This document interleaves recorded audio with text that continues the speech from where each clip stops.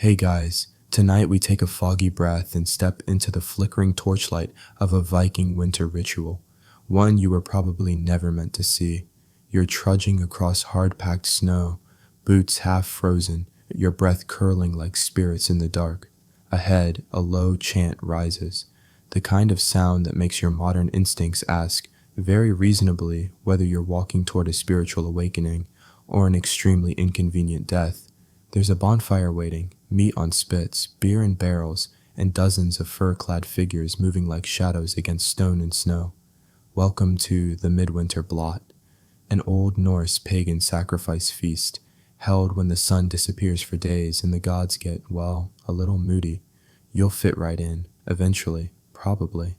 So before you get comfortable, take a moment to like the video and subscribe, but only if you genuinely enjoy what I do here. And tell me, where are you watching from, and what time is it where you are? Now, dim the lights, maybe turn on a fan for that soft background hum, and let's ease into tonight's journey together.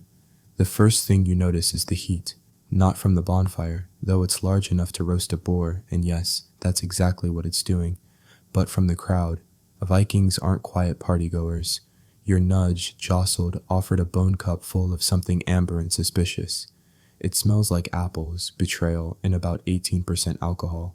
The chieftain, standing on a wooden platform beside an altar stone, raises a carved staff and calls for silence. Everyone stops, as if by instinct. You stop too, mostly because a very large man with braided eyebrows is staring directly at you. This winter, we offer to the old gods, to Odin, wise in war, to Freyr, lord of peace and harvest, and to Thor, who keeps the storm outside. 3 men approach the altar, leading animals behind them, a shaggy black goat, a fat pig, and a reluctant cow decorated with red handprints and braided garlands. The animals seem aware. The pig tries to back up. The goat makes a sound like your uncle trying to park a trailer. The cow just freezes, wide-eyed, as though considering her life choices. This, you realize, is the blot, literally, sacrifice. The blood of the offerings is meant to nourish the gods, and while human sacrifice is sometimes rumored in sagas, historians still argue whether the 10 kings hanged in Uppsala were fact or poetic license. Tonight seems refreshingly bovine. Still, it's not exactly a gentle farewell. The priest, his beard stiff with frost, raises a ceremonial blade. There's a moment, a pause in the wind, then a blur of motion. Blood hits the stone, the snow, and unfortunately your left boot. The smell is iron, warm hay, and something ancient. You're suddenly very aware that this isn't a Renaissance fair, but no one's panicking. In fact, everyone cheers. The blood is caught in bowls, mixed with mead, and sprinkled on statues of the gods using leafy branches. It's part prayer, part party, part very unsettling arts and crafts. You're handed a hunk of roasted meat. No one tells you what it is. You don't ask. A tall woman wearing an embroidered cloak walks by, nods once, and throws an entire rib bone over her shoulder like a bouquet. It lands at your feet. Congratulations. You might be married now. Beside you, a younger man offers a quiet explanation. This feast is for midwinter. The gods are hungry, and so are we. This is how we remind them not to forget us. You take a bite of the meat. It's smoky, tender, and tastes like gratitude. Or maybe that's just your lingering fear of divine retribution. Children dart between legs, tossing snow and calling to each other in Old Norse. One trips and slides directly into the sacrificial altar. Nobody flinches. You get the sense that this happens every year. In the distance, a row of wooden statues watches from the edge of the grove, weathered and hunched, each with a different face, some smiling, others grimacing. They seem to lean forward slightly, as if listening. Probably just your imagination. Probably. Nearby, a group of elders sit in a circle, sipping mead and muttering. One of them is drawing in the snow with a stick, sketching what might be runes or just a very aggressive tic-tac-toe game. You wander closer, the chill biting your fingers even through wool gloves. A thin elder with wild eyebrows gestures you closer. "First time?" he asks, then chuckles before you can answer. "They always look like that, like someone brought them here by mistake." You laugh because you absolutely feel that way. He points to the fire. "That's for warmth. This?" He nods toward the altar. That's for respect. But over there, he gestures to a line of trees beyond the firelight. That's where you'll start to understand. The grove, sacred, forbidden to outsiders, but apparently not to you. You glance back. The cow's garland is now on a child's head. The priest is passing around a bowl with steaming mead. Someone's singing a lullaby that somehow includes the words fish guts and sky thunder. A woman is trying to roast a turnip by holding it directly over a torch. It smells not great. As you approach the grove, the air changes. Colder, still. You feel like you've stepped into a place where time folds. The sounds from the fire dim, replaced by the faint creak of old wood and the slow sigh of snow falling off pine branches. You take one last glance back at the feast, the flickering flames, the animal offerings, and realize this is only the beginning. You step into the grove, and it feels like the forest exhales. The trees here are older, gnarled in a way that suggests they've seen too much. Their bark is split and webbed with lichen, and someone has carved runes into many of their trunks. Not freshly. These markings are old, dulled by time and weather, but still deep enough that snow doesn't settle inside the grooves. A sign, perhaps, that they're meant to remain visible. Always. Above you, thick branches form a kind of roof, snow hanging in thick drapes from every bough. Every sound is muffled, softened, even your own breathing sounds too loud. You try not to crunch the snow underfoot, but it's no use. You sound like a horse in corduroy pants. Ahead, you spot a group of elders in fur-lined cloaks. They're kneeling in a circle, arranged around what appears to be a pile of skulls. Nope, definitely skulls. Some are animal, stags, dogs, birds, but others are unmistakably human. Not freshly dead, thank goodness, but cleaned and aged like antiques. Each one is placed carefully on the moss-covered stones, facing outward, as if watching for something, or someone. A tall woman with silver hair, braided and looped around her head like a crown, beckons you over. Her voice is surprisingly soft. "You're not from here," she says. Not a question, just reality. You nod slowly, unsure whether honesty is recommended in a grove surrounded by the remains of those who maybe asked too many questions.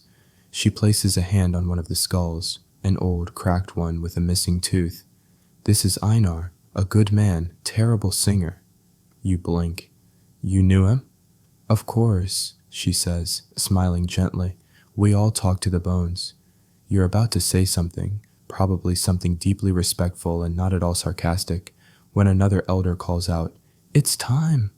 Everyone rises, including you, mostly because you don't want to be the only one still squatting by the deceased Einar. The group turns toward the center of the grove, where a stone table has been set, not for food, but for reading. A thick slab of gray granite, streaked with old blood and fresh pine sap, serves as the altar. Upon it, bones, dozens of them. Chicken bones, goat knuckles, and small antler tips, scattered like a particularly intense board game. "Now," the silver-haired woman says, "we ask the trees." You pause. "Literally?" She chuckles. "Of course not. We ask the bones, but the trees help listen." And then it begins. One by one, the elders kneel and pick up bones, rolling them between their palms before casting them across the stone. The clatter is oddly soothing, like wind chimes made from history. They interpret the patterns, murmuring in low voices. The path bends. A visitor brings rain. "The dead are bored." One elder frowns at his roll. Or, is that boredom? Could be indigestion. You learn quickly that these aren't strict prophecies, they're more like suggestions colored by memory, feeling, and perhaps a bit of mead. Historians still argue whether bone reading, osteomancy, was literal divination or simply an excuse for community storytelling. But here, in this grove, with steam rising from the elders' mouths and bones clicking softly on stone, it doesn't feel like superstition.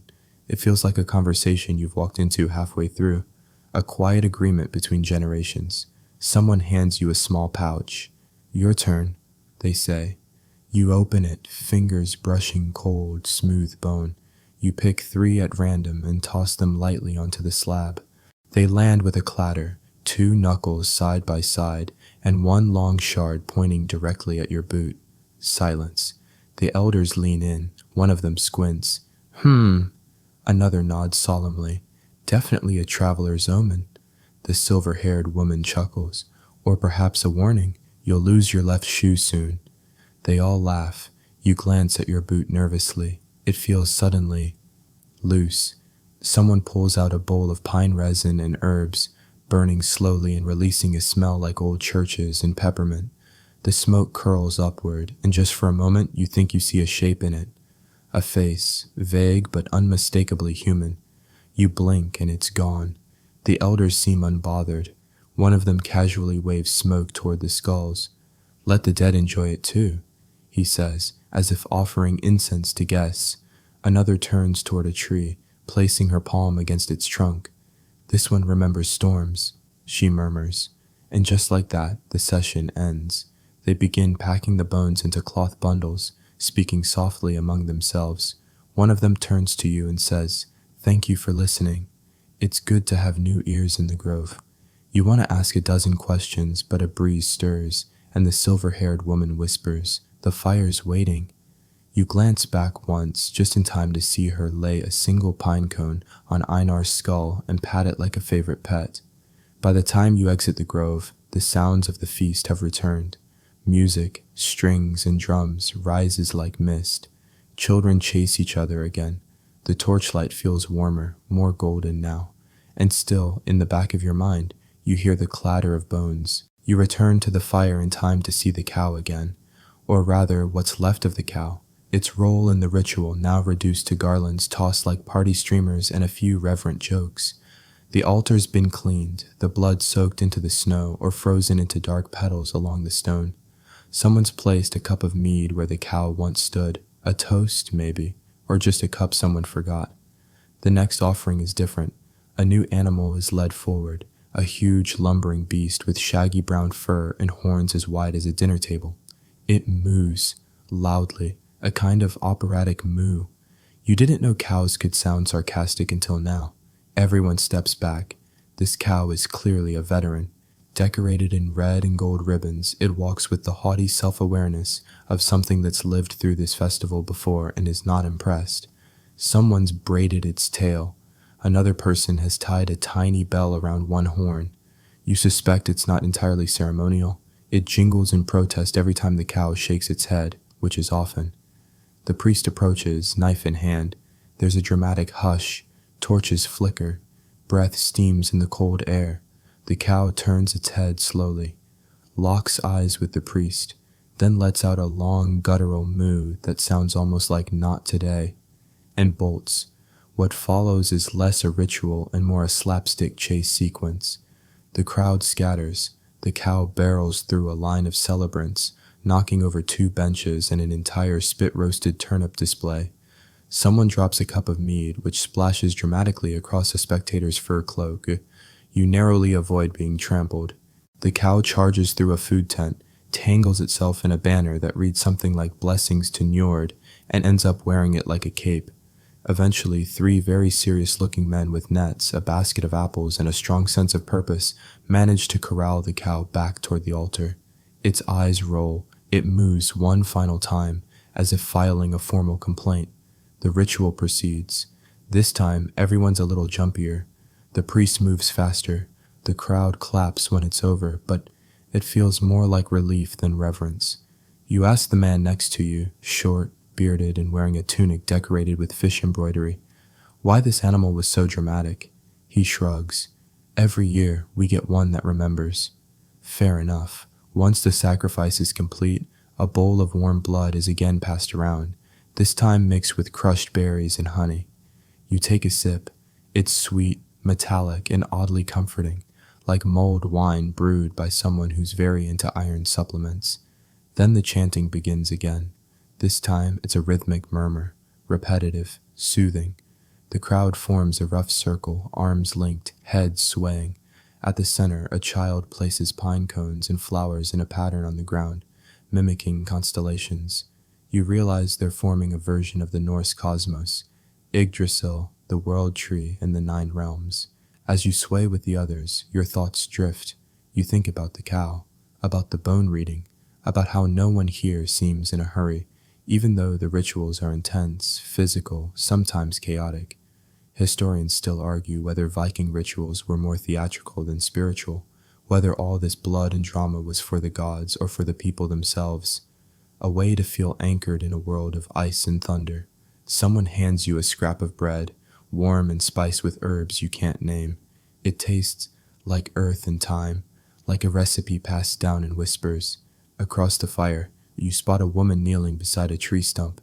She's pressing her forehead against it, whispering words you don't understand. You look away, feeling like you've interrupted something. Then there's laughter. A boy chases a piglet, escaped probably from the earlier offerings. The piglet runs circles around him, squealing with delight or terror. It's hard to tell. The boy finally catches it and lifts it high. The crowd cheers. Someone yells, "Not again!" and the boy runs off with his prize. The mood has shifted now, lighter, playful, as if the intensity of sacrifice has passed, and what's left is celebration. Relief, togetherness, and then without warning, the sky opens. Snow begins to fall, not hard, not fast, but in soft, silent drifts. It coats the altar, the torches, the garlands on the ground. The blood in the snow becomes a blur of pink and white. The flames hiss softly as flakes melt on contact. Someone begins a song. Low, slow, a lullaby you don't know, but instinctively hum along with. The tune is circular with no clear beginning or end, like a story told too many times to remember how it started. You find yourself seated beside an old man now, hunched in a thick cloak stitched with what looks like bits of antler. He doesn't look at you as he speaks. "We offer to the gods," he says, "but we sing for ourselves." He pulls something from his pouch, a small carved figure, simple, rough, but unmistakably shaped like a god. Maybe Thor, maybe not. He presses it into your hand. "Keep it," he says. "You never know when a god is listening." And then he nods off. You sit there, snow on your shoulders, torchlight flickering around you, carved idol in hand. The cow is gone. The blood has sunk into the ground. The feast goes on. And you're just beginning to understand how much of this night will stay with you. Your fingers are still curled around the small wooden idol when a horn sounds somewhere to the east of the grove. Not a war horn, but something more ceremonial. Long, low, with a flutter at the end like someone trying to clear their throat politely, but with great solemnity. People start to gather near a wide wooden platform, roughly hewn but covered in woven tapestries and flickering lanterns.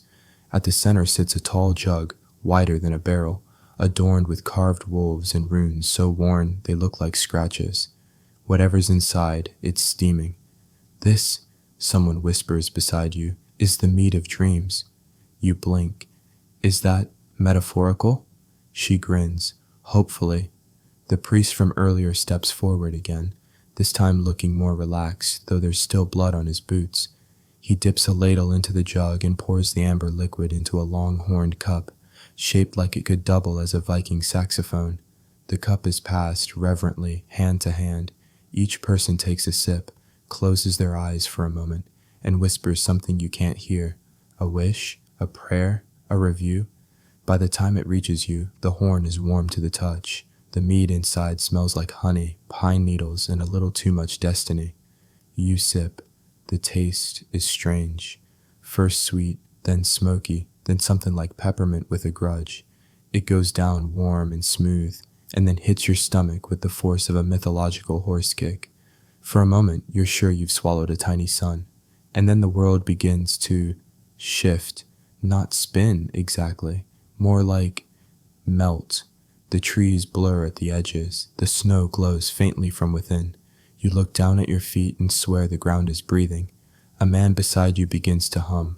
A woman begins to giggle. Somewhere, someone insists they've just seen a one-eyed raven wink. The priest claps his hands and announces, "Now we walk with our minds," which is not at all alarming. The crowd begins to drift, walking slowly, dreamily, toward the edge of the encampment, where pine torches line a narrow path into the woods. You follow, mostly because standing still feels like trying to balance on a melting cake.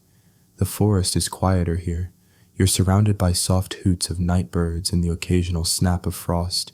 Shadows move in strange ways, stretching like cat's paws across the snow. The mead hums through your veins like lullaby static. Someone recites a poem nearby. You catch fragments. The wolf howls thrice. The moon does blink. The tree grows tongues and minds unthink. It might not rhyme well, but it feels profound. You notice that everyone walking beside you wears something symbolic. Feathers, bells, bones, bits of red thread. You glance down. Someone's tied a small braid of dried grass to your sleeve when you weren't looking. It's a nice touch, very sleep paralysis chic. Soon, the path opens to a circle of standing stones. At the center, a massive drum. A woman in a bearskin cloak stands beside it, arms raised, eyes closed. She doesn't speak. She just begins to play. The rhythm is slow, deep, like a heartbeat muffled by snow and centuries. Each thud settles in your chest. You close your eyes, and you begin to dream. Not sleep, not fully, but that weightless, half-floating sensation where memory and imagination hold hands and tell jokes about your childhood. You see flashes, a boat sailing through stars, a fox with runes carved into its fur, a mountain that hums when you get too close, and then a tree, enormous, root-bound, its branches stretching forever, a raven perched on one limb. It looks at you and nods as if to say, finally. You blink, and the raven is gone, the tree too. You're standing again, back in the snow. The drumming has stopped. Everyone is silent, not out of fear, but reverence, like something just passed through and no one wants to break its trail. Someone coughs. Another person sneezes violently. The moment passes. As the group begins to walk back, you ask the woman next to you, was that normal? She shrugs. Every year's a little different. One year, the whole village dreamed of fish. No one knew why. Did it mean something? Maybe, she says. We had a good herring season. You smile, not sure if she's serious, but also not sure it matters. The dream mead experience seems more about openness than interpretation. Historians still debate whether Viking rituals used any psychoactive substances. Some suggest henbane or mushrooms, but others argue it was the setting, the chanting, and the mead itself that induced altered states. Back at the main fire, the horn cup has returned to its stand. People settle into logs and furs again, speaking softly, giggling at their visions or nodding off mid-sentence. You sit down, letting the last of the dream hum fade from your bones. A small child walks by and hands you a rock shaped vaguely like a duck. You accept it without question. Your breath fogs before you, slow and steady. The night is far from over, but the part of you that resists sleep is starting to soften. Somewhere behind you, the priest begins singing a lullaby in Old Norse.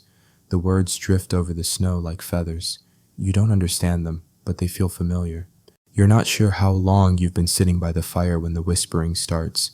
Not the wind, not the trees, something more deliberate, more human, but hushed, careful, as if the words themselves might get startled and run off into the forest.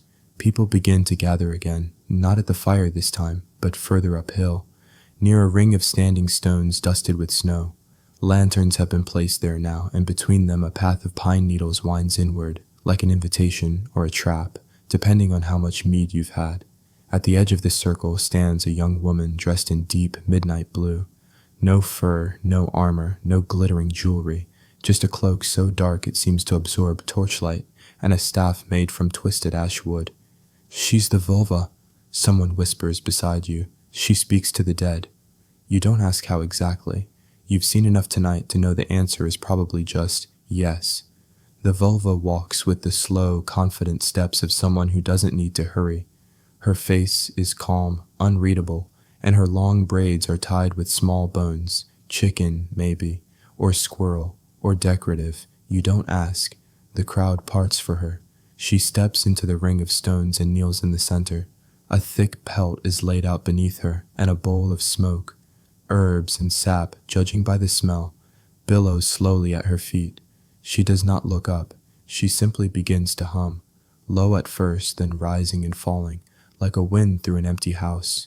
The kind of sound that makes the hair on your arms stand up, but also makes your eyelids droop. The hum becomes words, not in a language you understand, maybe not in any human language, but syllables tumble out in a rhythmic chant, fluid and strange. People sit around the ring, legs crossed, hands on knees, eyes closed. You join them, because why not?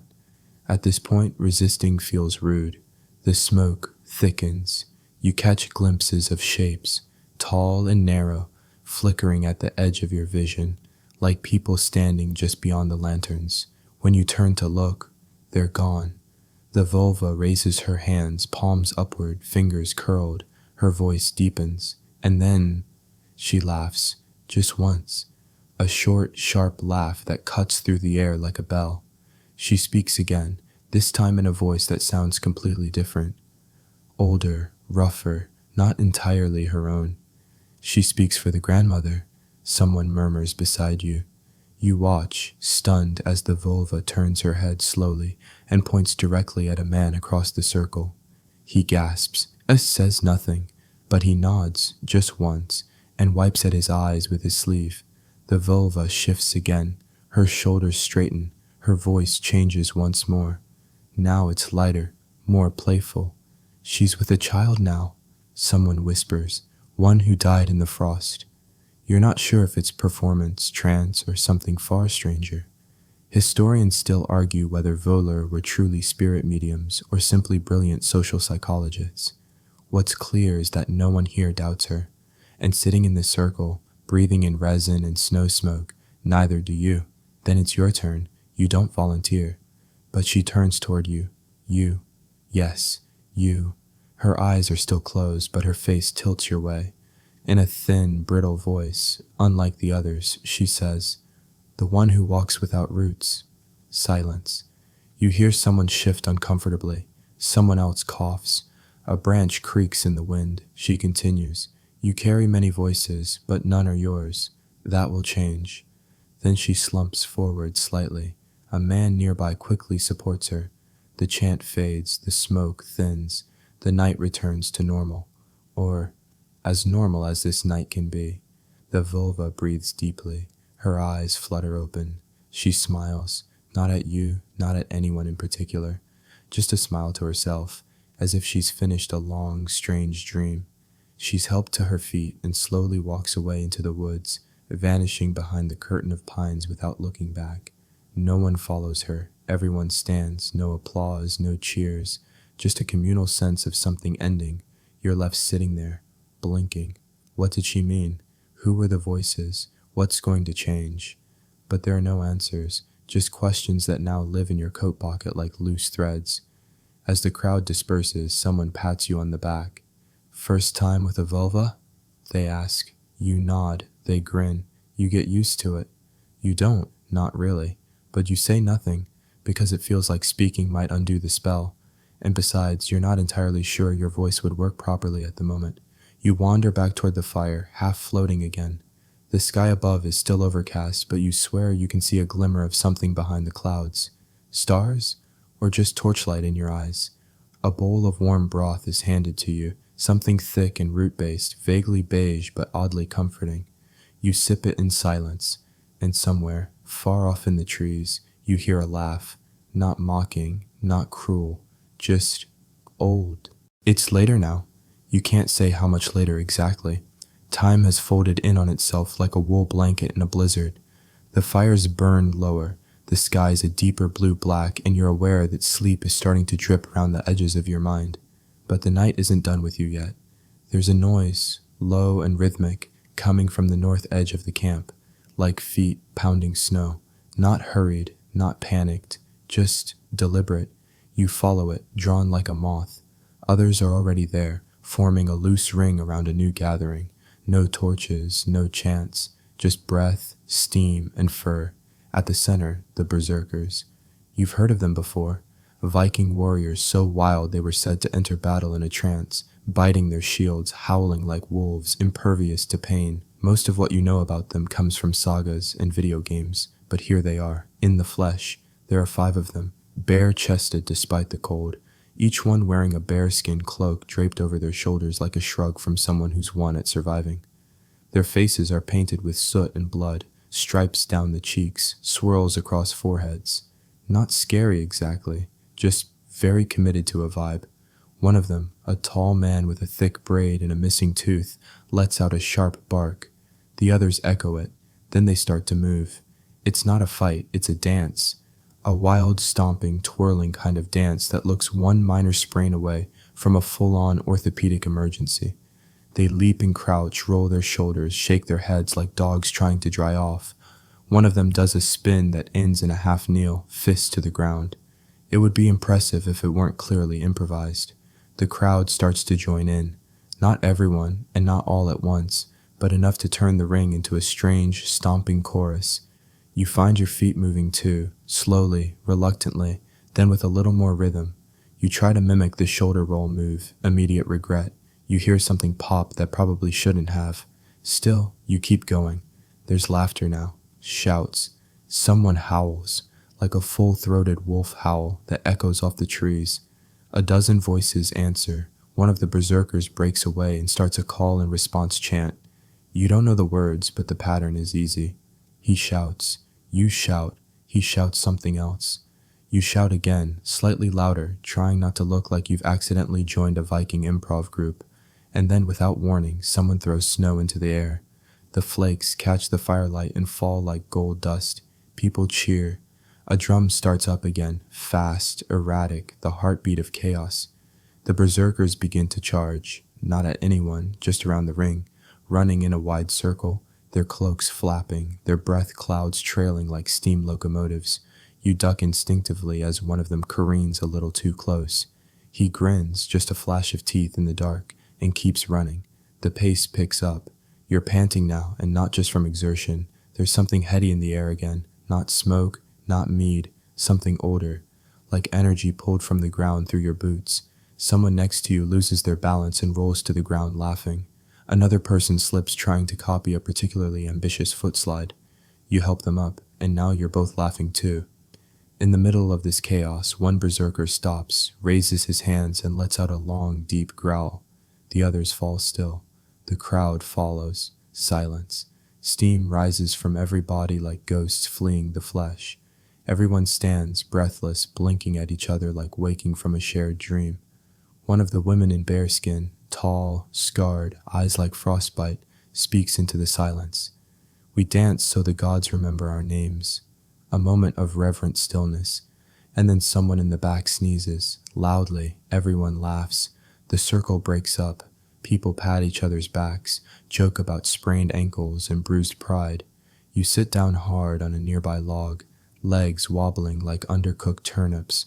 A boy offers you a mug of something hot and bitter.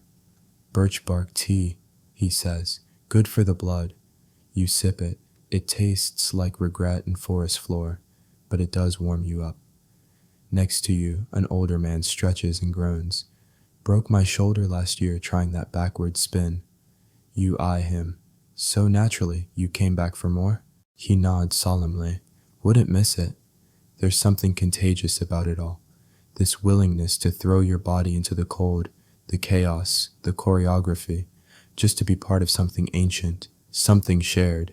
Historians still argue whether berserkers truly entered a trance state or simply whipped themselves into battle madness through ritual and possibly herbal concoctions. But watching them tonight, it seems less about rage and more about release, letting go of the world's edges for just a while. As you sit there, snow in your hair and birch bark in your mouth, you glance around. The circle is gone, the dance is over, but the heat lingers. You close your eyes and can still feel the rhythm, the thump of feet, the swing of shoulders, the wild freedom of not caring if you look ridiculous. And for the first time all night, you feel like you belong here. You wake slightly to the sensation of something gently thumping against your knee. It's a goat hoof, charred, blackened, and tied with red thread. Don't worry, says the woman holding it. This one's retired. She laughs and motions for you to follow her. She's middle-aged with sharp eyes and a voice that makes you think of warm soup that also threatens to reveal your deepest secrets. Her cloak is embroidered with spirals and birds, and she walks with the confidence of someone who once dared a god to blink first, and won. You follow her toward a small tent set slightly apart from the rest of the encampment. Not grand, but clearly important. There are symbols carved into the snow in front of it, a ring of salt around its base, and what appears to be a chicken feather tied to the flap. The tent smells of smoke, pine resin, and something like toasted onion. You sit down on a mound of furs. The woman places the goat hoof on a small flat stone in front of her, alongside what looks like a small bundle of reeds, a few carved sticks, and a disturbing number of teeth. "I'm Runa," she says. "I read the hooves." You blink. "You? What now?" "The hooves. For guidance. For glimpses," she smiles. "For gossip." You're not sure whether to laugh or apologize. Instead, you nod solemnly, which feels like the safest move in the presence of goat hoof divination. She reaches into a pouch and sprinkles dried herbs across the hoof. Then she holds her hands over it, mutters a string of words you don't catch, and flicks a few drops of something thick and red, berry juice, you hope, across the setup. The hoof begins to smoke. Not a lot, just a faint ribbon rising from a crack in its edge, curling like a question mark. "You've been asking questions," she says, though not out loud. You freeze, not because she's wrong, but because somehow she knows. Maybe it's the eyes, maybe it's the smoke, maybe it's the unnerving accuracy of someone who has seen too many strangers at 3 a.m. wrapped in other people's coats. Runa leans in. "Let's see what the hoof thinks." She presses 2 fingers to the charred surface and hums softly.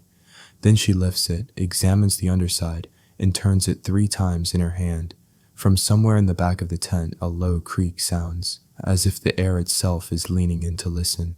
She points to a dark groove in the hoof. "Here, a long journey, not just in steps, but in understanding." You nod again, because that's vague enough to be true and mysterious enough to feel important.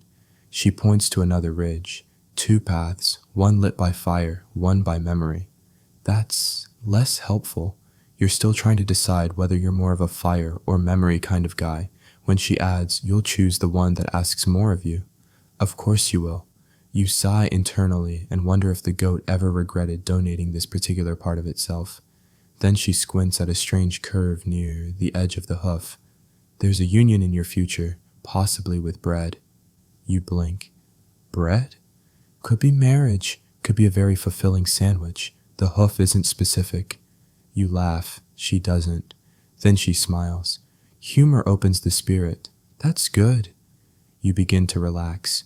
It's easy here, under the canvas of the tent, with the soft shuffle of wind outside and the scent of something ancient in the air. The divination continues. She tosses small carved sticks beside the hoof. They land in a pattern she seems to read instantly, but one you suspect might resemble your scattered laundry. She nods slowly, then abruptly snaps her fingers. "You've lost something." You flinch. She leans closer. "Something small but essential. You'll find it again, but only when you stop looking." You glance at your left boot. It has felt a little loose since the grove. Finally, she picks up the hoof again, cradles it in both hands, and speaks softly. "The bones say you're far from home, but home is starting to find you."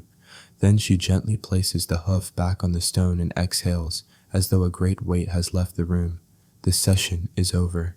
You thank her, not because you understand what just happened, but because not thanking her feels like it might invite long-term spiritual debt.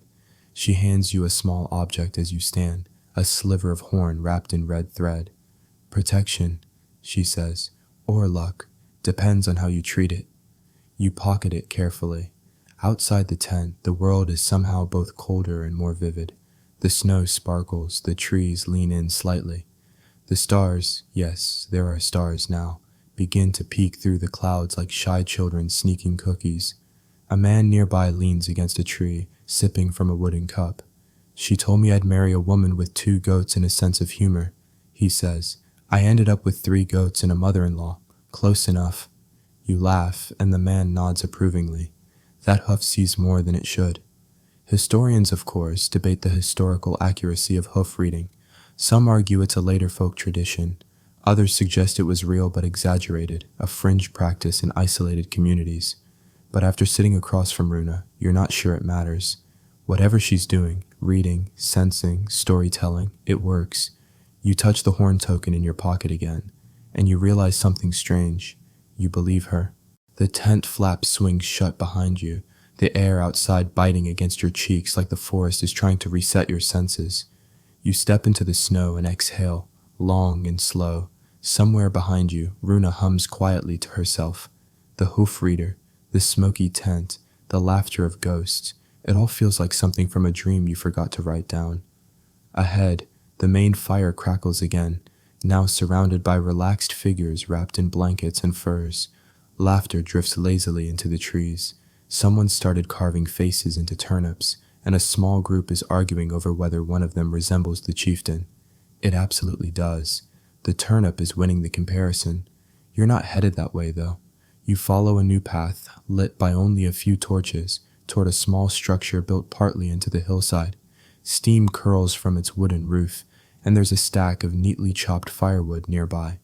Two figures step out, wrapped in towels, steam rising off their skin like they're evaporating. One of them waves. "Hot enough to boil your regrets," he says cheerfully, before slipping on ice and catching himself with a squawk. You found the sauna. Inside, it's dim, warm, and thick with the scent of birch, smoke, and damp wool. The benches are stone, covered in pelts. A central hearth glows red with coals, and someone has just poured water over them, sending a wave of heat through the room that feels like a slab made of soup. You sit. There's a brief moment of hesitation. You're still wrapped in layers, but the others around you are already half unwrapped, sitting like content potatoes in a stew. You follow suit down to your base layers. No one cares what you look like. Everyone's too busy not melting. A ladle passes around, filled with water infused with juniper and some bitter herb you don't recognize. You take a sip. It tastes like trees with opinions. A young man with freckles and a laugh like hiccups speaks up. "This is where we tell stories and swear oaths." Someone nearby mutters, sometimes one right after the other. More laughter. The air is thick now. Sweat begins to bead on your forehead. Your muscles relax, unraveling like old rope. A woman with silver bracelets and a voice like velvet begins a tale. It's about a storm. A real one, or so she says, that lasted 6 days and stole 12 goats, 4 boats, and one man's dignity when it carried his underpants into a tree. The man, apparently, was her grandfather. She swears by it. The room erupts in laughter. The coals hiss again.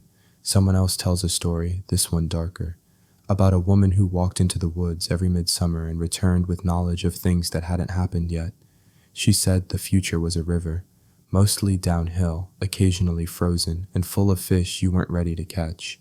You're sweating now, every inch of you loose and heavy. You listen, you laugh, you nearly doze off mid-sentence.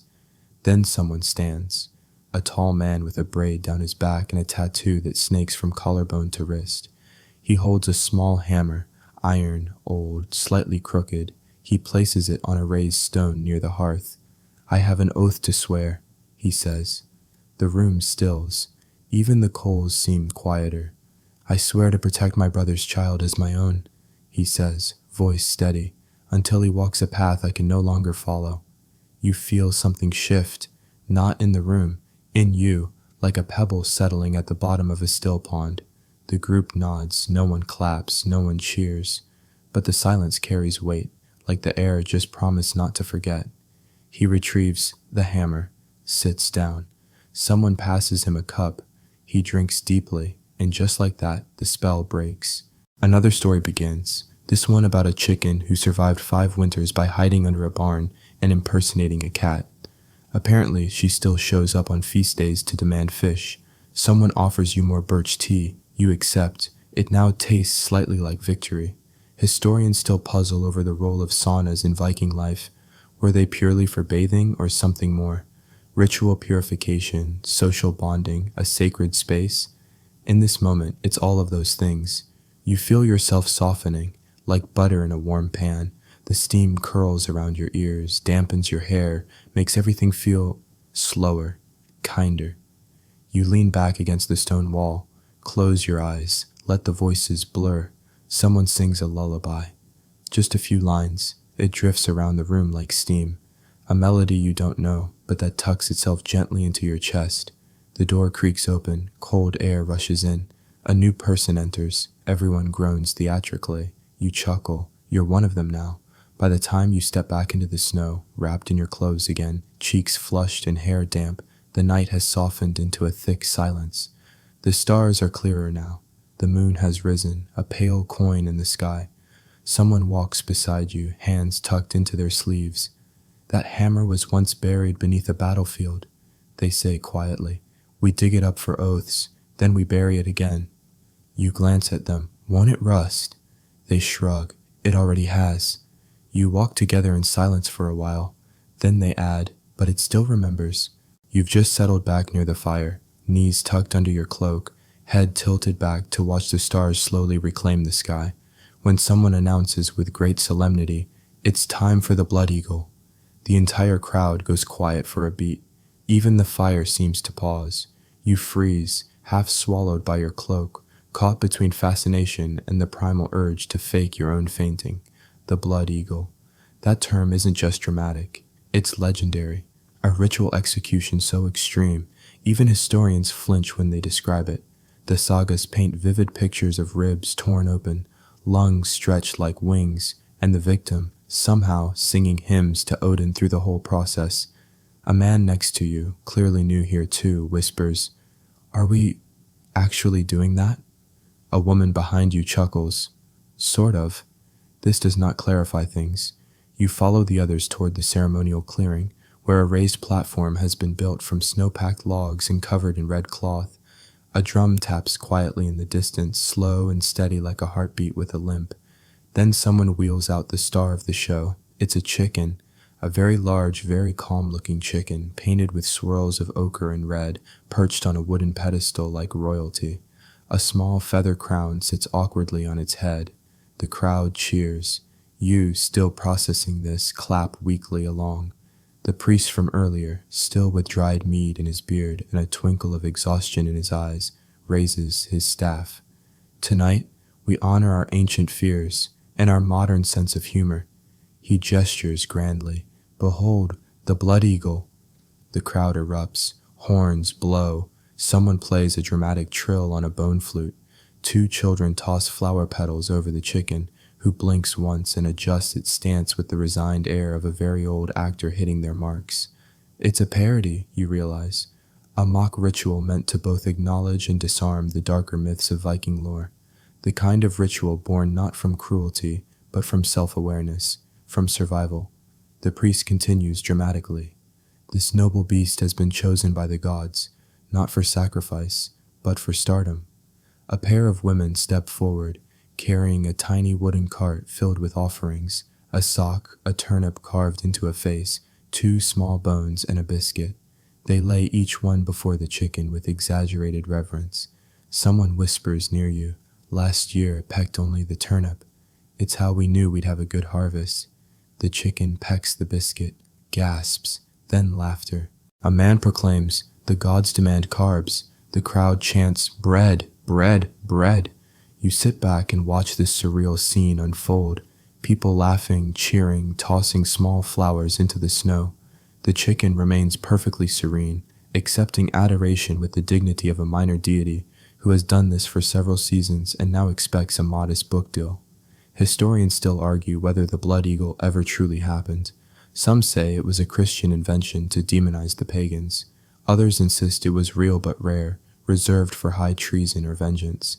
The truth likely lies somewhere in between, but here, tonight, the ritual has been transformed, softened, satirized, turned into communal theater with a feathered mascot, and somehow that feels right.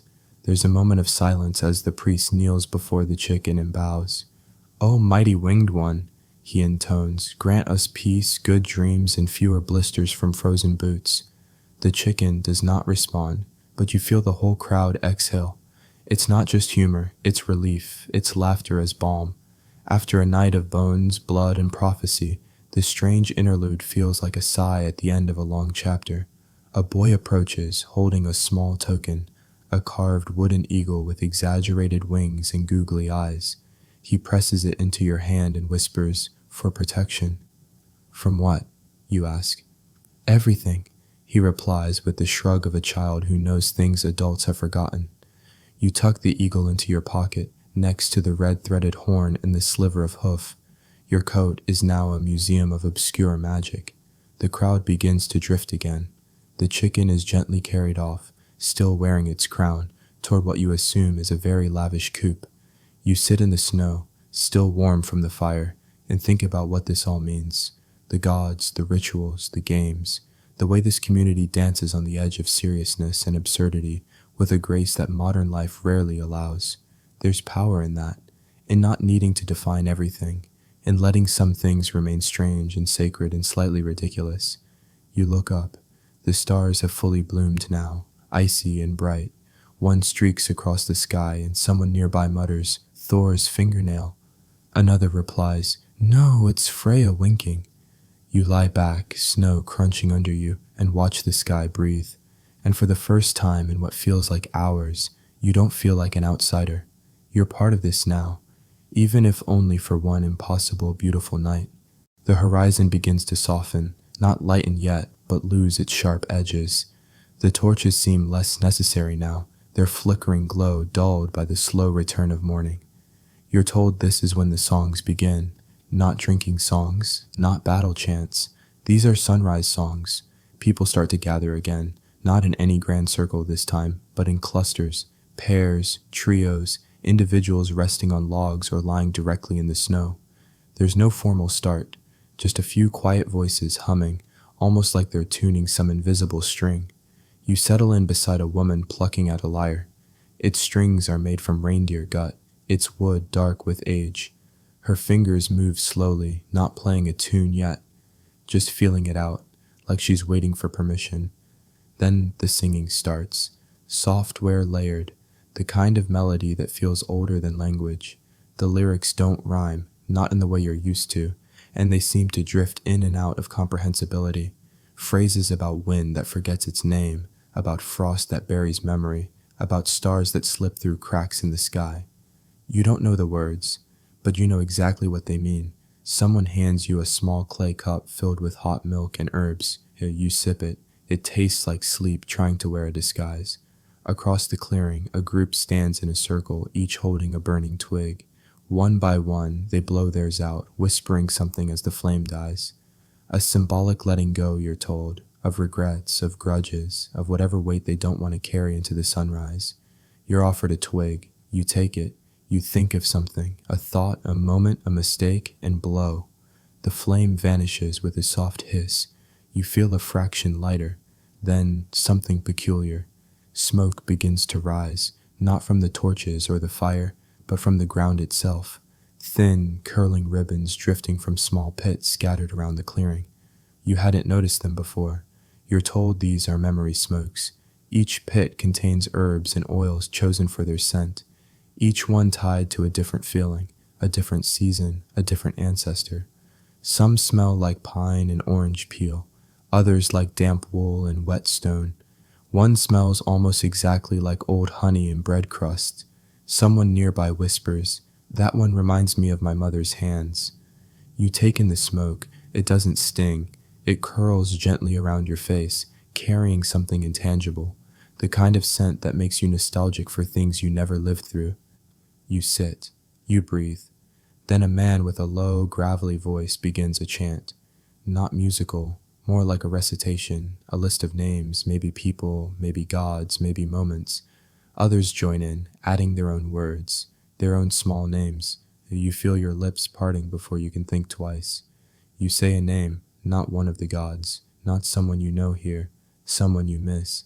The name lingers in the air for just a moment, caught by the smoke, lifted like steam, and carried upward until it vanishes into the cold sky. You glance around. No one stares, no one judges. Everyone is whispering something. This is not performance. This is release. The singing rises again, and with it, the sky begins to pale.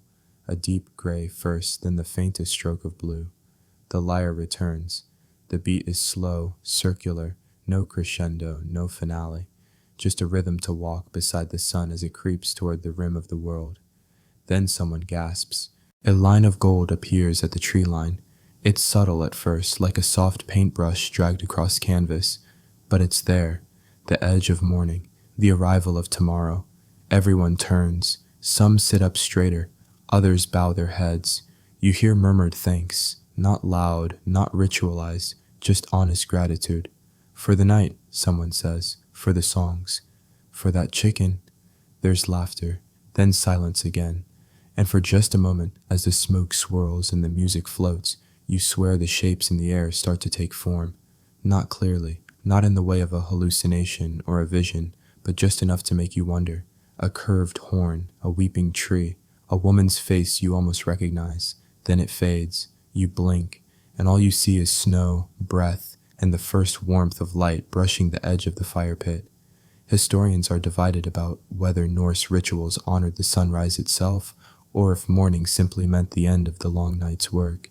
But standing here, in this hushed clearing scented with smoke and old song, you understand why dawn would be sacred. It means you made it. You sip the last of your drink. It's lukewarm now, but still comforting. The music fades. Someone hums the last line of the sunrise song. It drifts off, unfinished, like they expect someone else to finish it. But no one does. And that's okay. You close your eyes. You are warm, even in the cold. You are quiet, even surrounded by voices. You are here. The sun climbs slowly, cautious after such a long, strange night. Its light is pale gold, filtered through a veil of tree branches dusted with snow. You're still drowsy, bones softened by steam and song, but the morning holds a new kind of energy, a hush filled with purpose.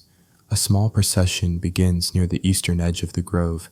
No one announces it. No horns, no dramatic drum beats, just a quiet shuffling of boots and the low murmur of voices. You follow. Ahead, a large structure comes into view. Not a temple, not a hall, but something different. It's shaped like a ship, long and curved, built from stones and earth. The prow and stern rise slightly above the rest, marked with weather-worn carvings. There are no sails, no ropes, no oars. This is a burial boat, except it will never touch water. The stones are arranged in perfect symmetry, forming the outline of a vessel meant to carry someone, or something, into the next life.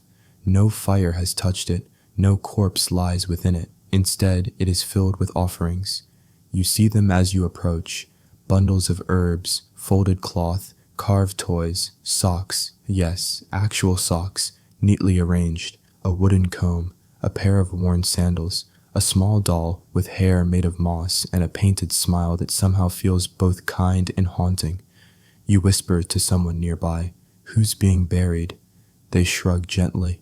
No one, or everyone. A woman standing at the foot of the ship answers with a little more clarity. "This is for those who've passed without fire, those whose names we've forgotten, the lost." The wind stirs.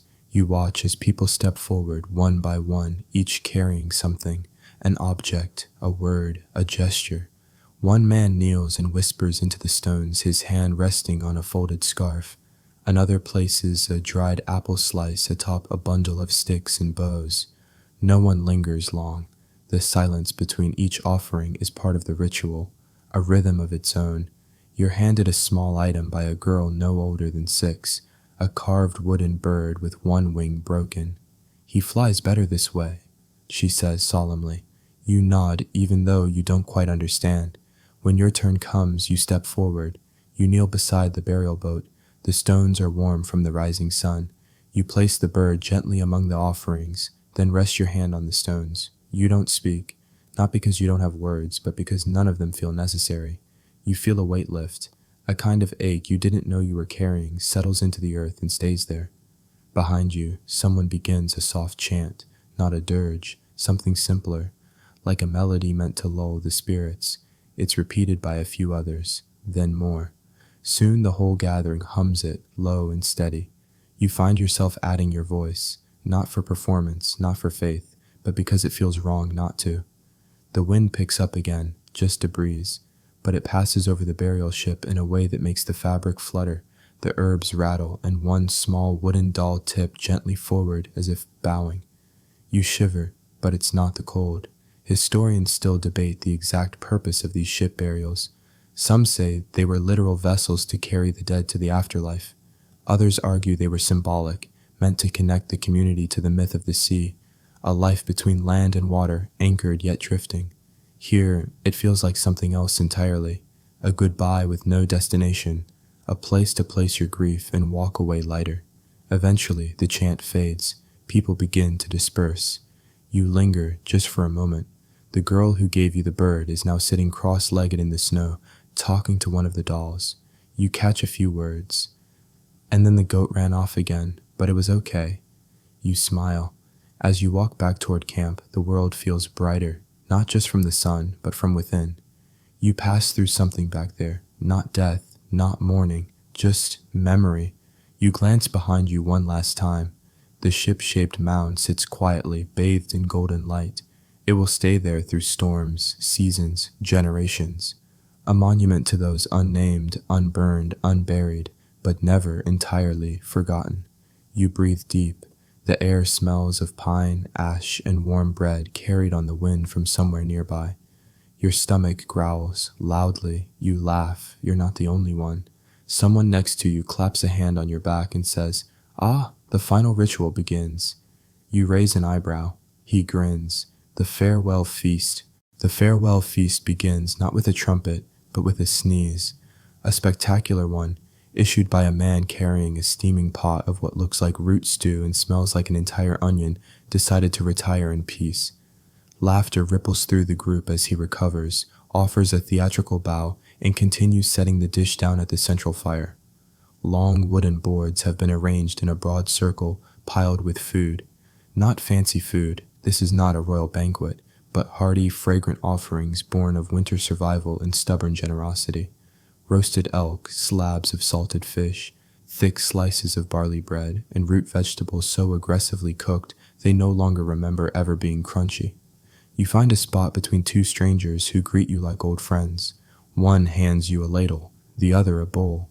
You accept both with the reverence typically reserved for sacred relics and surprise second breakfasts. As you dig in, you notice a strange tradition unfolding around you. Memory games. One man is attempting to recite every verse of an old saga, backwards. A group of children pass around a carved bear figurine, each taking turns naming all the animals it could also be, given the right lighting. Someone throws a riddle into the air. What walks backward through your life but only trips when you forget it? The answer, shouted gleefully by an elder gnawing on a chicken bone. Your first lie. You laugh, mouth full of turnip. Then someone claps twice. The fire is stoked higher. A woman stands and lifts her arms, holding a jar wrapped in fur. "This," she says, "is our final test." You brace yourself. If it's another dance, you're going to fake a sprained toe. But no, this is worse. This is hakal. A respectful silence descends. You feel the sudden, chilling awareness of every Icelandic travel blog warning you about that dish. Fermented shark. The woman opens the jar. The smell wafts across the fire like a challenge, and a dare had a baby and raised it on spite. People cheer. You do not. But a small square of the fish is handed to you anyway, placed delicately on a wooden spoon. It looks innocent enough, until it doesn't. "Eat it," the woman says, "and remember something you forgot." You do. You forgot how to breathe through your nose. The taste is a cross between very old cheese and an extremely stubborn sea ghost. It burns slightly. You swear it stares back. But everyone is cheering now. You've passed the test. Sort of. No one mentions the single tear running down your cheek. The man beside you pats your back. Not bad for a newcomer. Someone starts singing a nonsense song, just syllables now, no real words, while another person balances a wooden spoon on their forehead. Laughter spills like mead. The feast becomes a tapestry of noise and warmth, steam rising from food and breath alike. And somewhere in this mix, beneath the jokes, the strange traditions, and the smell of fish that may haunt you forever, you realize the night is ending. There's a weight to that realization, a hush that folds gently into the corners of the celebration.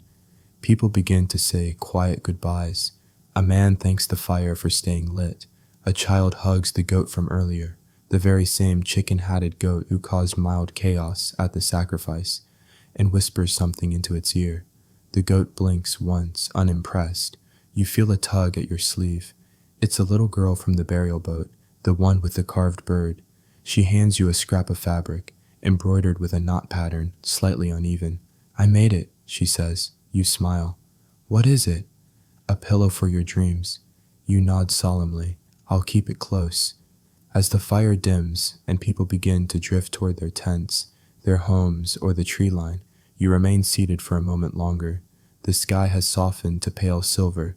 The moon fades, but the stars stay a little while longer, like friends reluctant to leave a really good party. Someone nearby hums a soft tune, just a thread of melody now, barely enough to follow. You close your eyes. You think of the grove, of the bones, of the whispering trees. You remember the hoof, the smoky tent, the sauna, and the oaths. You remember the eagle chicken and the laughter that followed. You remember steam and song and the small name you whispered into the sunrise smoke. And now, at the edge of this impossible night, your bones feel heavier, but in the best way, filled with stories, with strange warmth, with the kind of memory that lingers like embers in the chest. You lie back in the snow, the embroidered dream pillow clutched softly in one hand, and you breathe. Let yourself settle now. You've traveled through a night wrapped in snow and song, through shadows and firelight, past spirits and silly chickens and dream-filled cups. Let your breath slow, like the last notes of a lullaby curling through the trees. Feel the ground beneath you, the earth that holds memory in silence. Feel the warmth in your chest, the way it flickers like a low ember in a well-watched hearth. Let your limbs grow heavy. Let the images blur, the grove, the goat hoof, the little wooden ship. Each moment now becomes a ripple in calm water, softening, spreading, then fading altogether. You are safe. You are full. You are part of something old and gentle, something carried in the quiet between words. No more steps to take tonight. No more riddles to solve. Let the snow hush your thoughts. Let the sky carry them upward, one by one. And if you dream tonight, may it be of pine smoke and stars. Sleep well, traveler.